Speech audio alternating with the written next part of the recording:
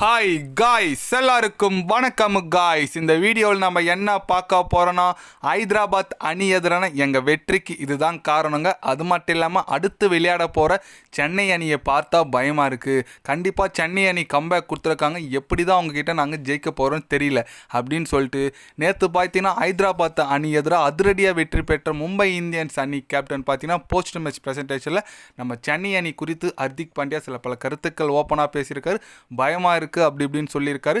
அவர் என்ன பேசினார், ஏது பேசினார் சொல்லிட்டு வீடியோ டீட்டெயில்டாக பார்க்கலாம். அதுக்கு முன்னே நீங்கள் நம்ம சேனலுக்கு புதுசாக வந்திருந்தீங்கன்னா ஒரே ஒரு சப்ஸ்கிரைப் மட்டும் பண்ணிட்டோங்க, வீடியோக்குள்ளே போகலாம்.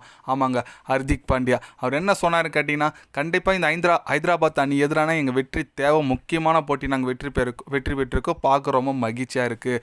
அது மட்டும் இல்லாமல் அடுத்து நாங்கள் விளையாட போகிற போட்டி எங்களுக்கு முக்கியம். ஆனால் நாங்கள் அடுத்து நார்த்திகிழமை பார்த்தீங்கன்னா தோனி தலைமையிலான சிஎஸ்கே கூட விளையாட போகிறோம். கண்டிப்பாக அவங்களும் ஒரு கம்பேக் கொடுத்துருக்காங்க. இந்த ரெண்டு டீம் கம்பேக் கொடுக்கறதுல எப்போவுமே ஒரு ஸ்பெஷலான டீம், அது எனக்கு தெரியும். அதே போல் சென்னை அணி நல்ல ஃபார்முக்கு வந்துட்டுருக்காங்க. அவங்ககிட்ட நாங்கள் ஜெயிக்கணும்னு நினச்சா ரொம்ப அச்சமாக இருக்குங்க. ஏன்னா தோனி வேறு திரும்பி கேப்டன்ஷிப் வந்திருக்கார். அவரோட ட்ரிக்ஸ், அவர் டெக்னிக்ஸ் எல்லாம் உங்களுக்கு தெரியும், எப்படி பண்ணுவார், எந்த மாதிரி ஃபீல்டில் இருப்பாருன்னு சொல்லிட்டு.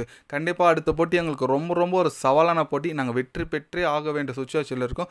கண்டிப்பாக நாங்கள் போராடுவோம். அது எங்கள் கிரௌண்டில் வான்கடை மைதானத்தில் நடக்கிறதுனால எங்களுக்கு கண்டிப்பாக நல்ல அட்வான்டேஜெலாம் இருக்குது. இருந்தாலும் நாங்கள் அடுத்தடுத்த போட்டி கட்டாயம் வெற்றி பெற்று ஆக வேண்டிய சுச்சுவேஷனில் இருக்கும். நான் அந்த போட்டிக்கு வெயிட் பண்ணிட்டு இருக்கேன் அப்படின்னு சொல்லிட்டு ஹர்திக் பாண்டியா பார்த்தீங்கன்னா செமையாக பேசியிருக்காருங்க. எஸ், கரெக்டுங்க. அடுத்த போட்டி சண்டே சென்னை வாசஸ் மும்பை. ரெண்டுத்தில் எது தோக்குதோ கிட்டத்தட்ட இந்த சீரீஸை விட்டு, இந்த ஐபிஎல் தொடரை விட்டு வெளியே போயிடுச்சுன்னு சொல்லலாம். ஏன்னா அந்தளவுக்கு ஒரு நாக் அவுட் போட்டி போல தான் அடுத்தடுத்த போட்டி எல்லாருக்கும் போயிட்டுருக்கு.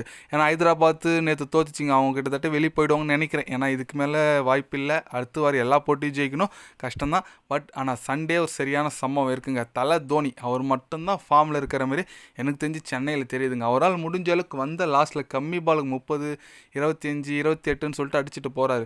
மற்றபடி வேறு யாருமே விளையாட மாட்டுறாங்க. அதே போல் இப்போ பார்த்தீங்கன்னா திருப்பி நான் மும்பை கூட விளையாட போகிறோம். ரோஹித் சர்மா நேற்று ஏதோ கொஞ்சம் ஃபார்முக்கு திரும்பின மாதிரி இருந்துச்சு. தலைவன் வேறு நம்மக்கிட்ட ஒரு 50 அடிச்சிருவாங்கன்னு சொல்லிட்டு அது ஒரு பக்கம் பயமாக இருக்குது. பார்க்கலாம், நம்ம நல்ல டீமாக இருக்கோம். ரெண்டு டீமே நல்ல கம்பேக் கொடுத்துருக்கு. ஹர்திக் பாண்டியான் தலைமையிலான அணியும் நல்லா இருக்குது, நம்மக்கிட்டையும் நல்லா இருக்காங்க. கண்டிப்பாக ஒரு சவாலான போட்டிங்க. ஏன்னா நேற்று எதிரே பார்க்குற வில் ஜாக்ஸ்லாம் பார்த்தீங்கன்னா ஒரு 2 விக்கெட்டு 30 ரன் அடிச்சிருக்காரு. அதனால் யாருமே எதிர்பார்க்காதவங்களாம் விளையாடிடுறாங்க. அதுதான் ஒரு ட்விஸ்ட்டாக இருக்குது. இந்த ரெண்டு டீமுக்கு எப்பவுமே இது நடக்கிறது தான். ஏன்னா எப்பவுமே ஒரு கம்பேக் கொடுக்கறதுல ரெண்டு டீமும் ஒரு அசுரத்தனமான டீம். ஓகே, விடுங்க, நீங்கள் சொல்லுங்கள். நம்ம சென்னை மும்பை மீண்டும் மோத போகிறாங்க. அதில் யார் வெற்றி பெறுவாங்க என்னன்னு சொல்லிட்டு கமெண்டில் சொல்லிட்டு போங்க. இது போன்ற ஸ்போர்ட்ஸ் நியூஸை தெரிஞ்சுக்கணுன்னா சேனலை சப்ஸ்கிரைப், லைக் ஒன்று பண்ணிக்கோங்க. கண்டிப்பாக கிரிக்கெட் பற்றி day by day channel update வரும். மறக்காமல் சப்ஸ்கிரைப் மட்டும் கொஞ்சம் பண்ணி வச்சுக்கோங்க. நன்றி, வணக்கம்.